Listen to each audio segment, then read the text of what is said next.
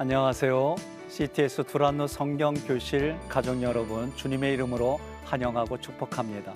오늘은 아가서 3장 시온의 여자들아 나와서 너희 왕을 보라는 제목으로 강해하겠습니다. 3장은 꿈에서 술라미 여인이 솔로몬 왕을 기다리고 찾아가고 만나는 내용이 기록되어져 있습니다. 그 왕을 찾고 찾아갑니다. 물어서 또 찾아갑니다. 그러다가 왕을 만나서 이제는 두 번 다시 놓치지 않겠다라는 마음을 가지고 성경에 보니까 이렇게 기록이 되어 있어요. 그리고 그 왕이 신부를 맞으러 오는 왕의 행렬을, 결혼 행렬을 묘사하는 글로 기록이 되어져 있습니다. 1절부터 5절까지는 술라미 여인이 솔로몬 왕의 꿈을 꿉니다. 1절부터 2절 내용을 보면 그녀가 병이 들 정도로 신랑을 그리워하지만 찾지를 못합니다. 얼마나 안타까울까요? 얼마나 속이 타들어갈까요? 얼마나 속이 그리움으로 사무칠까요? 1절에 여자분이 얘기를 합니다. 내가 잠자리에서 밤새도록 사랑하는 님을 그리워하고 찾아도 찾지 못했다. 밤이 복수입니다. 매일 밤마다 신랑을 생각하며 잠들 수가 없다는 거예요. 그런 가운데 꿈에서도 자신의 신랑인 솔로몬을 찾아가는 거예요. 찾지만 만날 수 없습니다. 헤매입니다. 2절에 내가 일어나 거리와 광장으로 나가서 사랑하는 님을 찾았으나 만나지 못했습니다. 3절에 야경꾼들을 만나 내가 사랑하는 님을 보았느냐고 물었다라고 했어요. 술라미 여인은 예루살렘 성을 지키는 그러한 사람들에게, 순찰하는 사람들에게 솔로몬 왕을 찾으려고 물어봅니다. 그러나 그들도 알 수가 없는 거예요. 남편의 행방을 찾아가며 찾아가고 또 찾아가는데 만날 수가 없습니다. 4절에 그들을 떠난 즉시 나는 내 사랑하는 님을 만났습니다. 그래서 그를 붙잡아 가지 못하게 하고 내가 태어난 우리 집 방으로 데리고 갔습니다 라고 기록했어요. 꿈에서 그립고 사랑하는 솔로몬 신랑을 만납니다. 얼마나 기쁠까요? 연합되어집니다. 서로 결합되는 내용이 기록되어져 있습니다. 여러분, 성삼일체 하나님이 하늘보좌 버리시고 이 땅에 오신 예수님이 나와 함께 거해 주신다는 거예요. 그분이 말씀으로 내 안에 거해 주시면 이것은 무엇과도 비교할 수 없는 성경의 최고의 아름다운 표현입니다. 꿈에서 그립고 사랑하는 솔로몬을 만났다는 표현이 오늘 지금을 살아가는 우리에게 하나님이 나에게 은혜를 베풀어 주실 때 그것은 세상의 그 어떤 것과도 비교할 수 없는 평강이 있고 기쁨이 있지요. 여러분, 저는 개인적으로 세상이 감당치 못하는 평강이란 얘기는 그 어떤 것을 나에게 행하더라도 그것을 담을 수 있는 영적인 깊이다라고 저는 말을 하고 싶어요. 그래서 지금 솔로몬과 연합되는 모습이 하나님과 연합되는 모습으로 해석하는 거예요. 연합되고 결합된 내용이 4절의 9절처럼 우리도 어떤 일이 있어도 주님을 잃어서는 안 된다는 얘기입니다. 지금 여기서부터 천국의 삶을 누려야 됩니다. 다른 데가 아닙니다. 지금 여기서부터 내 마음에서부터 하나님의 말씀이 가득 차고 그 말씀이 내 배에서 생수의 강이 되어 흘러 넘치는 일들이 연합입니다. 연합의 표현입니다. 연합이 나타나는 모습입니다. 천국에 주님과 함께 마지막까지 가야지요. 내가 누렸습니다. 그 누린 천국을 주님이 계신 그곳 나와 함께 해주시는 주님을 통해 주님이 만들어온 처소로 함께 가는 거지요.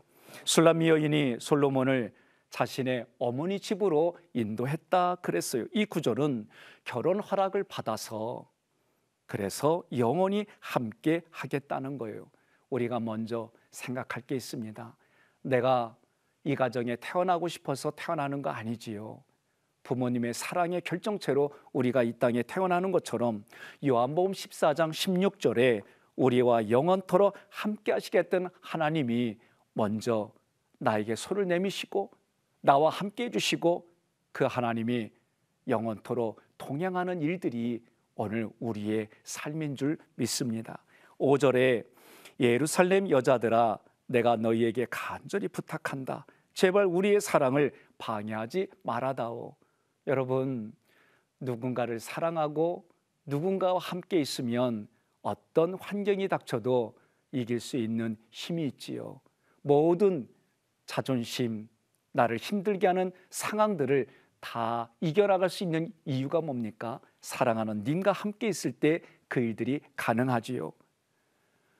여인들은 약하다라고 하지만 엄마는 강하다고 말합니다. 그 연약해 보이는 여인인데 자기가 책임질 아이가 있으면 이루 말할 수 없는 힘을 낼 수 있는 거지요. 마찬가지입니다. 하나님과 나의 관계가, 아버지 하나님과 나의 관계가, 자녀인 내가 그분 앞에 내 존재가 깨달아지면 그 하나님 앞에 머리 숙이고 무릎 꿇는 일들이 우리 삶에 일어날 수밖에 없습니다. 현재 솔로몬의 주변에는 많은 여인들이 있습니다. 이 여인들은 예루살렘의 딸들입니다.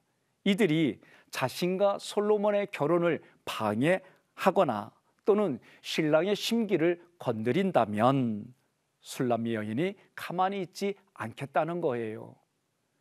구약에 보면 자신의 아내를 아내라고 말하지 못하고 왕에게 주었던 어떤 남자가 있지요. 그 남자의 이야기를 들으면 여러분 어떤 생각이 드십니까? 아니 어떻게 저럴 수가 있느냐고. 자기 아내를 아내라고 왜 말 못하지? 말 못하는 그 사람의 사연이 있지요. 오늘 우리도 마찬가지입니다.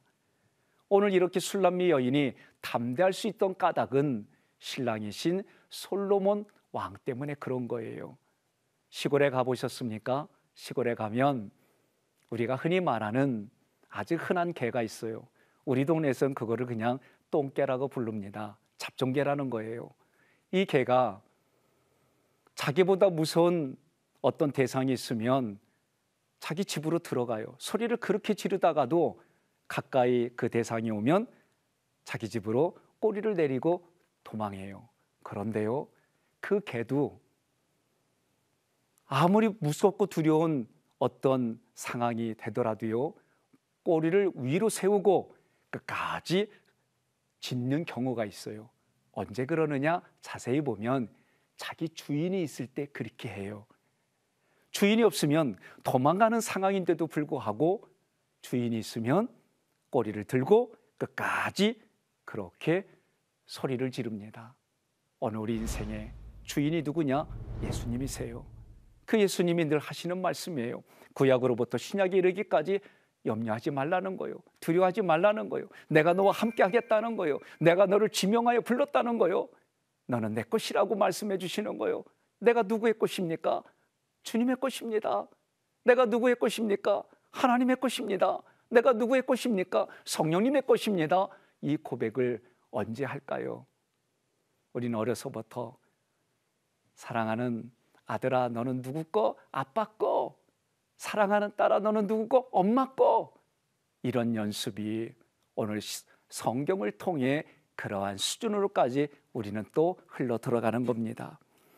지금 술람미 여인은 영광스러운 존재인 솔로몬 왕과 함께 하니까 자기에게 무례하게 하는 사람들은 용납하더라도 왕의 심기를 건드리거나 우리의 관계를 깨트리는 일에 있어서는 자신이 분연히 일어나겠다는 거예요. 오늘 시대적으로 코로나로 인해서 여기저기 우리 교회들이 어렵고 힘든 상황들을 맞이했습니다. 현장에 예배를 드리냐, 온라인 예배를 드리느냐, 또 여러 가지 일들이 있어요. 그러나 본질적으로 내가 하나님 앞에 나의 예배의 자리를 만드셔야 됩니다. 어느 자리보다도 더 중요한 건 나에게 예배의 자리가 있느냐.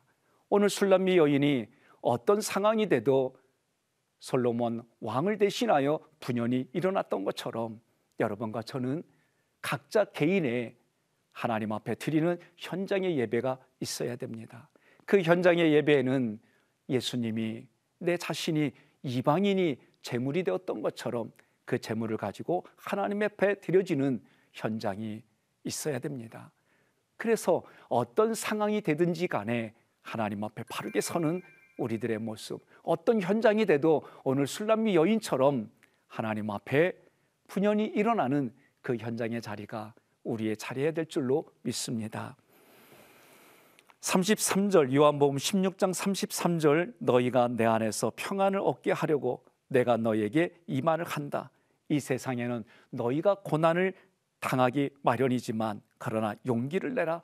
내가 세상을 이겼노라. 여러분, 세상을 이기시고 부활 승리하시고 오늘 그 영광의 하나님이 나와 함께 해주신 하나님 앞에 나아가는 여러분과 제가 되기를 바랍니다. 6절부터 11절은 술람미 여인이 고대하던 혼인 예식을 기록했습니다. 6절에 상인들의 향품으로 만든 모략과 유향의 향기를 날리며 연기 기둥처럼 사망에서 오는 자가 누구냐라고 기록이 되어져 있어요. 술람미 여인이 말하는 거예요. 모략과 유향과 상인들이 만든 여러 가지 향품을 가지고 자기를 찾아오는 그 사람이 누구인지 궁금한 거예요. 모략은 아프다라는 뜻에서 유래했습니다. 오늘 술람미 여인은 신랑이 없어서 고통스러운 인생을 산 것이 아프다는 거예요. 많은 사람들로부터 괴로움을 당했기 때문에 아프다는 거예요. 이것들은 지금 신랑이 그 모략을 가지고 온다는 얘기는 나의 그 아픔을 다 해결해 주시겠다라고 말하는 거예요. 유향은 정결하게 하다라는 뜻에서 유래했습니다. 유향을 신부에게 보낸다는 것은 지금까지 고통의 삶에서 건져내어서 기쁨의 삶으로 해주시겠다는 표현입니다. 우리들이 어디에 있습니까? 예수님 믿기 전에는 죄 아래에서 살았어요. 여러분, 우리는 죄 아래에서 사는 고통을 알지 못합니다. 하나님의 말씀을 통해서 깨닫게 해주시면 죄 짓는 것이 실제로 죄 지면요 짜릿하고 좋아요. 육체 유익이 있을 수 있어요. 마음에도 유익이 있을 수 있어요. 그러나 그것이 영적인 관점에서는 결코 유익이 되지 않습니다. 하나님의 말씀을 통해 성령님을 통해 깨닫게 해주시면 그 죄를 짓는다는 고통은 이루 말할 수가 없어요. 우리는 죄 가운데 그 고통을 알지 못하기 때문에 죄를 짓는 거예요. 마음이 둔해지면 죄 짓는 것이 아무렇지도 않아요. 마음이 죄의 것으로 가득 차면 그것이 우리의 양심을 마비시키고 생각을 마비시켜서 그 고통도 알 수가 없어요. 말씀만이 죄의 고통을 알고 깨닫게 해줍니다. 여러분, 죄의 고통으로 사는 우리들에게 예수 그리스도의 십자가 보혈로 이것을 해결해 주신다는 거예요. 우리의 죄를 어떻게 해주셔요? 죄를 깨끗이 씻어주신다.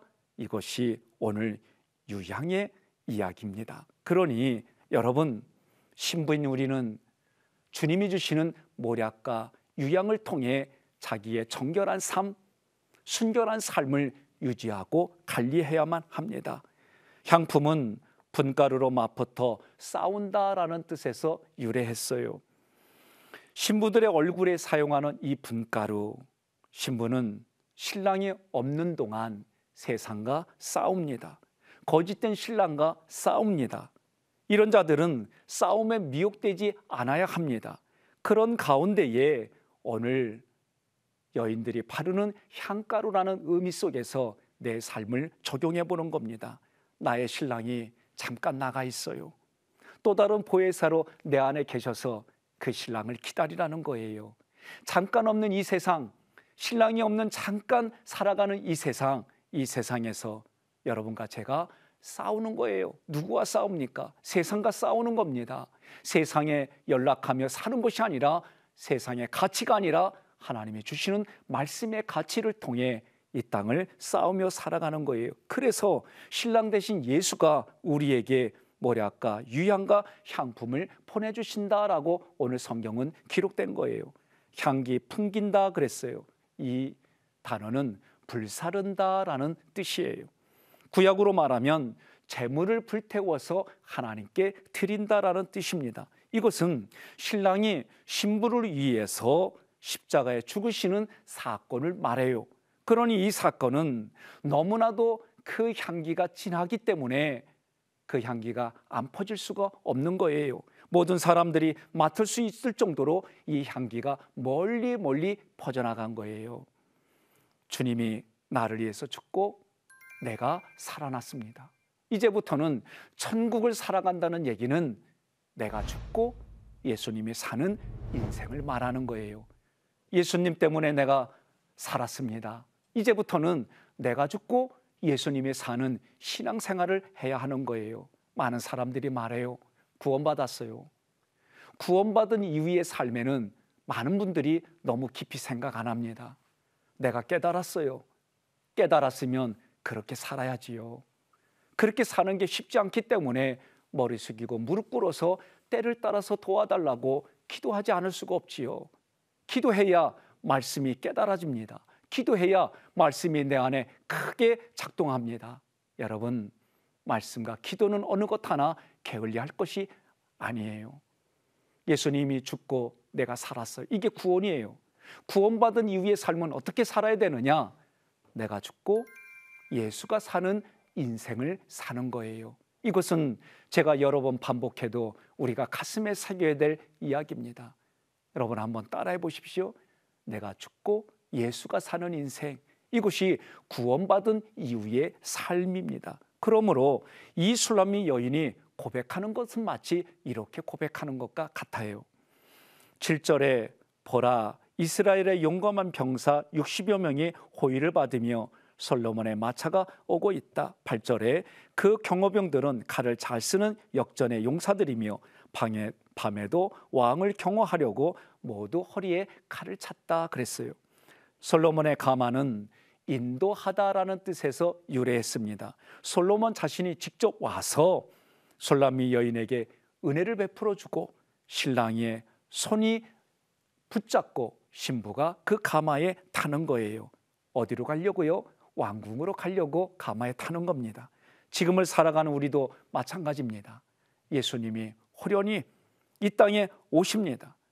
본인이 오셔서 본인의 만드신 처소로 여러분과 저를 이끌어 갑니다. 솔로몬의 주변에 많은 호위병이 있었던 것처럼 예수님이 재림할 때에도 천군 천사들을 호위하여 이 땅에 신부인 우리를 부르러 오신다라고 성경에 기록되어 있어요. 9절에는 솔로몬 왕이 레바논의 나무로 자기 마차를 만들었다 그랬어요. 자기의 마차는 번성하다라는 뜻에서 유래했습니다. 앞으로 신부는 신랑인 솔로몬과 함께 열매를 맺는 인생으로 달라진다라는 표현입니다. 계시록의 표현대로 예수님께서 구름을 타시고 우리를 데리러 오십니다. 솔로몬이 신부를 맞이하기 위하여 자신의 가마를 만들었어요. 7절의 가마는 신부를 태우기 위한 가마라고 한다면 9절의 가마는 왕 자신을 위한 가마를 말합니다. 10절 그 기둥은 은이요 바닥은 금이며 앉은 자리는 자색 천으로 만들었고 그 내부는 예루살렘 여자들의 사랑으로 꾸며졌다라고 기록했습니다. 기둥은 변하지 않는다, 옮긴다라는 뜻에서 유래했습니다. 은은 예수 그리스도의 인성을 상징합니다. 솔로몬이 만든 가마의 기둥은 은으로 만들어졌다. 이 기록은 예수 그리스도가 십자가에서 죽기로 결정한 것은 변하지 않는다라는 거예요. 죽음에 위치해 있던 신부인 나를 예수 그리스도가 생명의 자리로, 죽음의 자리에서 생명의 자리로 옮겨주셨다는 말씀입니다. 바닥은 회복하다라는 뜻에서 유래했습니다. 금은 예수 그리스도의 신성을 상징합니다. 죽어있던 신부를 하나님이 원하시는 원래의 상태로 회복시켜 주신다는 말씀이에요. 자색이라고 하는 이 단어는 타다라는 뜻에서 나온 자리, 이 단어로 대변되는데 자색은 그 당시에 만들기도 힘이 듭니다. 귀했습니다. 그래서 왕들만 사용했어요. 솔로몬 왕이 술람미 여인을 자신의 자리에 앉게 하겠다는 거지요. 이 구절은 만왕의 왕이신 예수 그리스도께서 우리를 그 자리에 함께 앉혀주시겠다는 말씀입니다. 우리는 왕이신 예수 그리스도를 통하여 사망의 자리에서 생명의 자리로 옮겨주시고 하나님의 아들이신 예수님이 앉아있는 왕의 자리에까지 우리를 앉혀주시겠다는 거예요. 우리는 그래서 각자의 인생이 존귀한 인생이라는 거예요. 여러분과 저의 인생은 누구와도 비교될 수 없는 존귀한 인생입니다. 이 땅에 한 번밖에 없는 이 인생, 하나님이 먼저 나를 존귀한 존재로 만들어 주셨다는 거예요. 이 나라가 자살률이 높습니다. 자기가 살겠다는 방법으로 자살을 택했다는 것이 심리학자의 항변입니다. 그러나 우리가 살아가려고 하는 이 땅은 누구와도 비교할 수 없는 생명의 존엄성이다 성경은 말해요. 더욱이 하나님의 형상과 모양으로 만들어준 우리예요. 오늘 술람미 여인이 그 왕을 향한 사랑의 고백이, 또 왕이신 예수님이 나를 향한 사랑의 고백이 내 마음에서 느껴져서 생명을 경시하지 않는 일들이 넘쳐나기를 바랍니다. 많은 사람들이 낮은 자존감을 가지고 있습니다. 그거 건드리면 견딜 수 없어 해요. 말씀만이 그 낮은 자존감을 치유하고 세워주고 그 낮은 자존감을 어루만져 주는 줄 믿으시기를 바랍니다. 예루살렘 여자들의 사랑으로 꾸며졌다는 것은 많은 신부들이 예수 그리스도를 사랑한다는 의미로 해석하는 거예요. 11절에 시온의 여자들아 나와서 솔로몬 왕을 보아라. 결혼식 날 그의 마음이 기쁠 때 그 어머니가 씌워준 면류관을 보라고 기록했습니다. 시온의 딸들은 구원받은 백성을 상징합니다. 술람미 여인과 솔로몬 왕의 혼인 그 잔치를 와서 보라는 거예요. 결혼식 날 그의 마음이 기쁘지요. 기쁠 때에 그 어머니가 씌워준 면류관을 보라는 거예요. 한마디로 말하면 존귀한 자, 영광스러운 자로 말하는 거예요. 혼인식의 주인공이 누구입니까? 솔로몬 왕입니다. 이처럼 우리들도 주님이 재림할 때 혼인잔치에 참여할 때에 그날의 주인공은 오직 예수 그리스도임을 믿으시기를 바랍니다. 예수님은 영광 받으시기에 합당한 분입니다. 9절에 천사가 내게 말하기를 기록하라. 어린 양의 혼인잔치에 청함을 받은 자들은 복이 있도다. 요한계시록 19장 9절의 내용입니다. 이것은 하나님의 참되신 말씀이다. 여러분, 이 요한계시록의 말씀을 볼 때에 신부는 오직 신랑을 높이고 신랑과 함께 영광을 받게 된다는 거예요.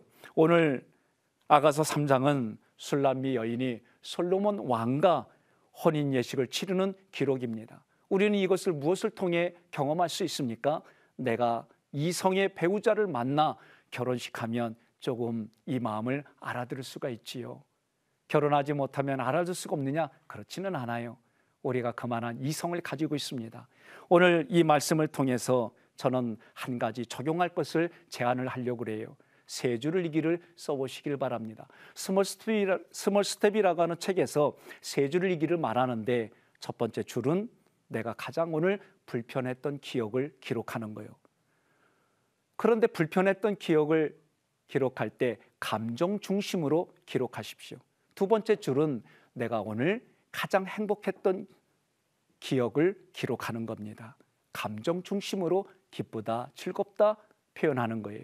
세 번째는 이것을 통해서 내가 오늘 하루 결단해야지. 이 말씀을 드리는 의도는 지금 구원받은 백성들을 초청했습니다. 그 자리에 가려면 내 마음이 천국이 되어야 되고 내가 살아가는 삶이 하나님 그리스도 안에 있어야 되거든요. 그러면 내 마음의 밭을 기경하려면 실제가 내 생각과 감정을 여러분 볼 수 있어야 됩니다. 그것의 출발점이 세 줄 일기라고 저는 여러분들에게 권면하는 겁니다. 한 주간 또 그렇게 한번 해보시고 다음 주에 우리가 기쁜 모습으로 만나서 아가서 4장을 시작하도록 하겠습니다. 감사합니다.